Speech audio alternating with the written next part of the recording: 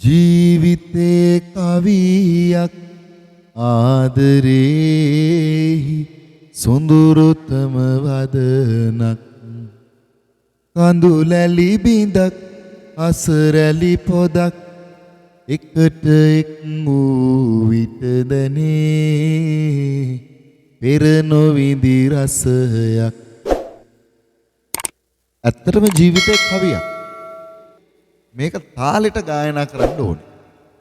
මේක තාලෙට ගායනා කරන්න හැමෝටම බෑ. ගොඩක් අය try කරනවා මේක තාලෙට ගායනා කරන්න try කරනවා. ඒක වෙන්නේ නැහැ. ඇයි වෙන්නේ නැත්තේ? වෙන්නේ නැත්තේ අපිට ජීවිතේ දරා ගැනීමේ ශක්තිය නැත්නම් අපි හැමදාම පසුබහින එක විතරයි වෙන්නේ. මේ ජීවිතේ ප්‍රශ්න නැති කිසිම කෙනෙක් මේ ලෝකේ නැහැ. මේ ලෝකේ හැම කෙනෙක්ටම ප්‍රශ්න කියන දේවල් තියෙනවා. හැබැයි මේ ප්‍රශ්නත් එක්ක ජීවත් වෙන්න පුළුවන් ශක්තිය තමයි අපි හදාගන්න ඕන. ඒක තමයි ගොඩක් වෙලාවට නැත්තේ. ඒ නිසා අපි මේ ගීතයෙන් ජීවිතයට ගන්න පුළුවන් දේවල් ටික අරගෙන නැහැ. අපි එදා මේ ගීතය දකින්නේ සත්පුරවැසියෝ නෙමෙයි සමා වෙන්න. මේ ගීතය එදා දකින්නේ ගජමන් නෝනා කතාවේ. ඒ කතිකාවත බලන්නකෝ ආදරය ගැන ඒ මිහිරියාව කොයි තරම් රසාස්වාදයක් මිනිසුන්ගේ හිත්වලට දීලා තියෙනවද? ඇයි ඒ වගේ කතාවක් නිර්මාණය කරන්න මෑත කාලීනව කාටවත් බැරි? එක්කෝ ඒ කතා ආයෙමත් පෙන්වන්නවා. මේ දුවා දරුවන්ට ගන්න දේවල් ගොඩාක් තියෙනවා. සත්පුරවැසියෝ, දූ දරුවෝ ඔය වගේ ලස්සන කතන්දර අපේ කාලේ තිබුණා. මේ ගජමන් නෝනා කතාවේ නන්දා මාලිනිය ගායනා කරපු මේ ගීතය බණ්ඩාර ඇහැලියගොඩ කියන ආදරණීය කලාකරුවා තමයි මේ පද නිර්මාණය කරලා තියෙන්නේ. රෝහණ වීරසිංහයන් සංගීතය නිර්මාණය කරලා තියෙනවා. පසුපසින් හඹා එන අතවර ඇර දමායා නොහැක බෝදුර දුකද ඉවසා දරා ගන්නට සිතට බල කරනා ඇඟුම් අවදිව මැවේ කවිකම. පසුපසින් හඹා එන අතවර ඇරදමායා නොහැක බෝදුර. මේ ගීතේ පදපේලි ටිකේ මුල් ටික බලන්නකො. ජීවිතේ කවියක් ආදරේහි සොඳුරුතම වදන. ආදරේ කියන වදන නිතර නිතර අහන්න කැමති අපි හැමෝගෙම හිත්වලට අපේ හැමෝගෙම කන් වලට ඇහෙන්න ආසයි. ආදරේ කියන වචනේ අහලා විඳින්න ආසයි. කඳුලැලි බිඳක් හසරැලි පොදක් දුකත් සතුටත් කියන කාරණාවල් දෙක එකට එක් වූ විට දැනෙනවලු පෙර නොවිඳි රසයක්. ජීවිතේ කවදාවත් නොවින්ද රසක් දැනෙනවලු. මෙන්න මේ කඳුළුයි අසරැල්ලයි දෙකම. කියන්නේ හිනහව කඳුල. ඔය දෙක නෙමෙයිද අපේ මේ ආදරයට අඩංගු වෙලා තියෙන්නේ. ඒ නිසා මේ ජීවිතේ ගෙනියන්න හැමෝටම බෑ. මේ ජීවිත ගමනේ තාලෙ මේ කවිය ජීවිතේ කවිය තාලයට ගායනා කරන්න හැමෝටම බෑ. ඒ නිසා උත්සාහ කරන්න හැමදාමත් තාලයට ගායනා.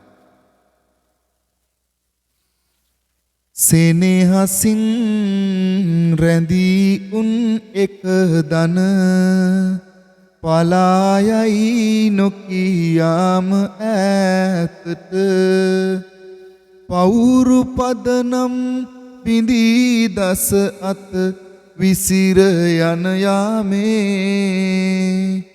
කවුරු නම් ලං වේද තනියට. මුලින් කියපු පදපේලි ටිකේ මැදපේලි තියෙනවා මෙහෙම. පසුපසින් හඹා එන අතවර හැරදමා යා නොහැක බෝදුර දුකද ඉවසා දරා ගන්නට සිතට බල කරන හැඟුම් අවදිව මැවේ කවිකම්. බලන්නකො කොයි තරම් ජීවිතයට ගන්න පුළුවන්ද මේ කාරණාව. පසුපසින් හඹා එන අතවර කොයි තරම් අපේ පස්සෙන් වේදනාවල් හඹාගෙන ආවත් ඒවා අතහැරලා දාලා යා නොහැක ඒවා අතහැරලා දැන් යන්න බෑ. අපිට ජීවිතේ හඹාගෙන ඉන්න දේවල් වලට මුහුණ දෙන්න වෙනවා.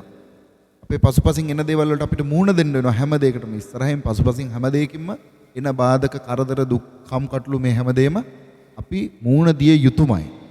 ඊට පස්සේ දුකද ඉවසා දරා ගන්නට සිතට බල කරන ඇඟුම් අවදිව මැවේ කවිකම්.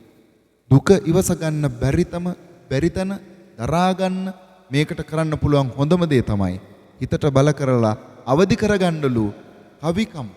කවි ලියන්න, ගීත ලියන්න, සංගීතයට නැත්තම් ගීතයට, නාට්‍ය කලාවට, මේ කලාවට මුහු වෙන්න කියලා, මුසු වෙන්න කියලා ඉල්ලීමක්. හිතට දැනෙන වේදනාවල් හැම වෙලාවකම සින්දු අහන්න, නැත්තම් නාට්‍යයක් බලන්න, පොඩ්ඩක් රිලැක්ස් කරගන්න, මයින්ඩ් රිලැක්ස් කියන එක විතර ගන්නවා. ඒවා මේ ගීපදවල එදා ඉඳන්ම තිබිච්ච දේවල්. ඊට අමතරව තියෙනවා අවසාන පද පෙළි ටිකේ සෙනෙහසින් රැඳී උන් එකදන පලායයි නොකියාම ඈතට. පවුරු පදනම් බිඳී දස අත විසිර යන යාමේ කවුරු නම් ලං වේද තනි.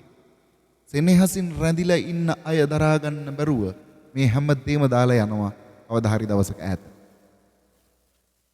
පවුරු පදනම් බිඳී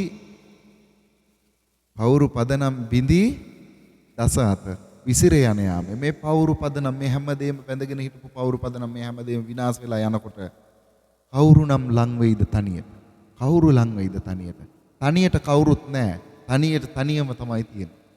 ඒ නිසා ජීවිතේ විඳින්න, ජීවිතේ මේ කවිය කාලයට ගායනා කරන්න හැමෝටම බෑ. උත්සාහ කරන්න ජීවිතේ ගොඩ ගන්න. ඉතින් අද දවසේ මේ ගීතෙන් ජීවිතයට පුංචි කාරණාවල් ටිකක් අරගෙන ආවා. හැමෝටම ජය වේවා කියලා ප්‍රාර්ථනා කරනවා. ගීතයේ කවිය, ජීවිතයේ කවිය ගායනා කරන්න. රහටම ගයන්න ඔයාලට හැකියාව, ශක්තිය, ධෛර්යය ලැබෙන්න ඕන කියලා ප්‍රාර්ථනා කරනවා. ඉල්ලෙන්නම් අදට ජය වේවා. channel එක හොඳයි නම් subscribe කරන්න, like කරන්න, comment එකක් දාගෙන යන්න.